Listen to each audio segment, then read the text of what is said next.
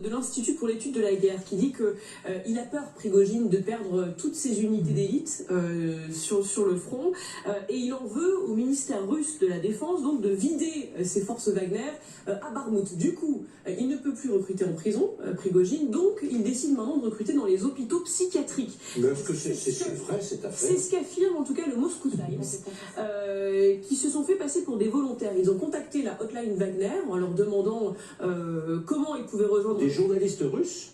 Oui, du Moscow Times, c'est un journal à la... oui, c'est un journal... indépendant, on peut dire? Non, il n'y a pas de... Mais c'est ça qui est rigolo, justement, c'est qu'ils peuvent le faire parce qu'ils sont anti-Prigojine, on a le droit. C'est surprenant, mais alors je vais jusqu'au bout et vous nous expliquerez le contexte. Ils se sont fait passer pour quelqu'un qui a des problèmes psy et qui était soigné pour dépression nerveuse. On leur a dit, écoutez, on vous donne un formulaire, regardez vous-même si vous correspondez aux critères. Alors visiblement, Wagner n'accepte pas les personnes qui souffrent de maladies graves, de toxicomanie, atteintes d'hépatite B ou C. Ce sont les gens eux-mêmes qui jugent s'ils peuvent y aller ou pas. Ils ont un test d'urine rapidement, un test sanguin, et ils partent au combat. Donc même quand on a des gros problèmes psychiatriques, on peut visiblement y aller. Et c'est ce que cherche à faire Wagner, recruter dans les hôpitaux psychiatriques. C'est pas tellement dans les hôpitaux psychiatriques. En fait, la nuance est que avant, pour entrer dans Wagner, il fallait présenter ses certificats. On est non malade toxicomane, on n'est pas sur une sorte, parce qu'il y a des registres des gens qui sont atteints de troubles psychiatriques en Russie.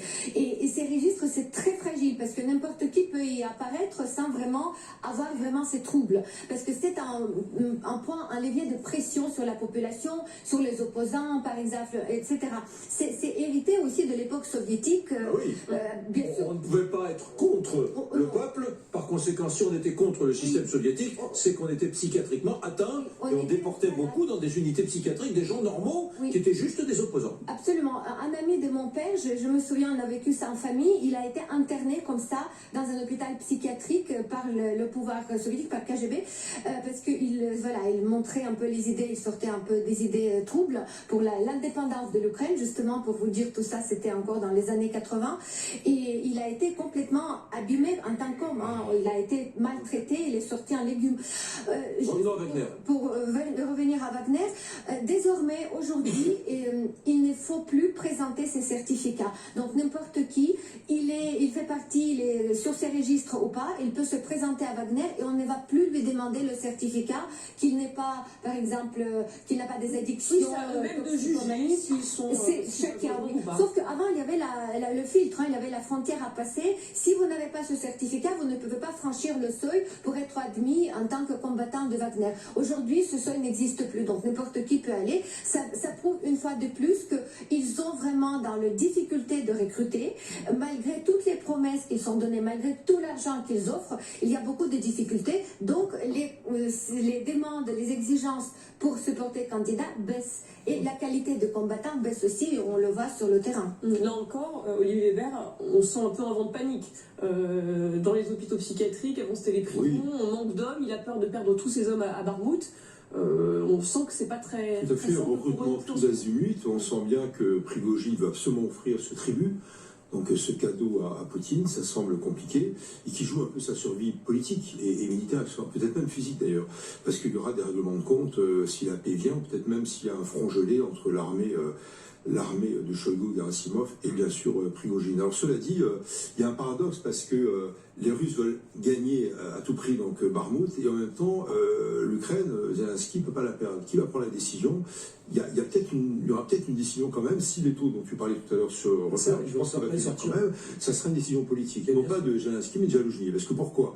À Soledar, un peu plus au nord, il y a beaucoup des armées ukrainiennes plus âgées que Zelensky, qui est très écouté par Zelensky, qui ne connaît pas grand-chose en art militaire. En tout cas, il était totalement novice évidemment au 24 février, il a grandi depuis, mais quand même c'est Zaloujny qui est un bon général qui commande. Et si on voit qu'il y a trop de morts il y a peut-être encore, je ne sais pas, dans les scénarios militaires, 5 000, 6 000, 7 000 Ukrainiens qui vont y passer, on peut décider donc un retrait.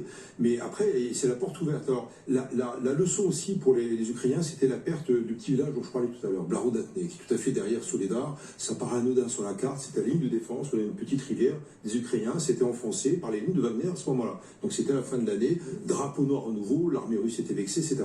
Donc les Ukrainiens n'ont pas envie que les lignes arrière soient enfoncées après Bakhmout. Donc c'est un choix difficile à tenir, surtout que Zelensky et Zaloujny se disent on a déjà perdu tellement d'hommes, est-ce qu'on peut accepter un retrait alors qu'on a perdu tant de milliers d'hommes? Donc c'est un paradoxe qui n'est pas évident à tenir.